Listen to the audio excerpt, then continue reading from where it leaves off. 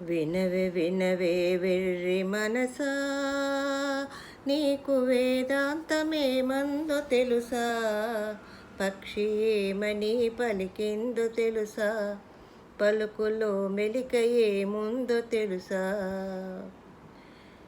కావు కావన్నది కాకి, దానికర్థమేమన్నాడు అవివేకి. కావు కావన్నది కాకి, గుడి మీద కూర్చొని కావు కావంటేను కాపాడమని వేడుకొన్నాది. గుడి మీద కూర్చొని కావు కావంటేను కాపాడమని వేడుకొన్నాది. మేడ మిద్దెల మీద కూర్చొని కావంటే, మేడ మిద్దెల మీద కూర్చొని కావంటే, నిజము కావు కావివి నీకు శాశ్వతము కావంది. వినవే వినవే వెర్రి మనసా, నీకు వేదాంతమేమందో తెలుసా? పక్షి ఏమని పలికిందో తెలుసా? పలుకులో మెలిక ఏముందో తెలుసా? కొక్కరోకో అంది కోడి, వివరమెడదీయమన్నది విరిబోడి. కొక్కరోకో ఎంది కోడి, వేకువ జామున కొక్కరోకో ఎంటే ఇక నిద్ర మేలుకోమన్నాది. వేకువ జామున కొక్కరోకో ఎంటే ఇక నిద్ర మేలుకోమన్నాది.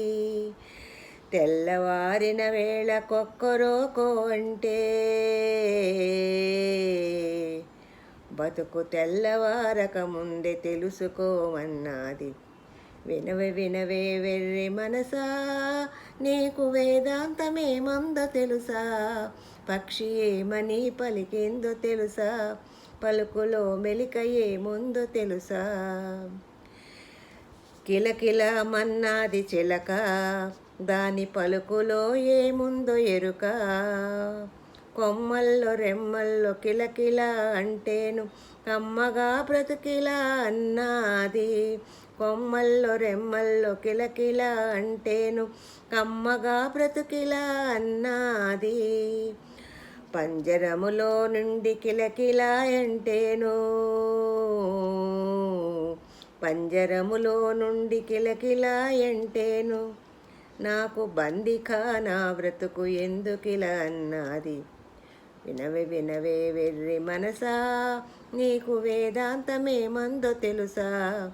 పక్షి ఏమని పలికిందో తెలుసా?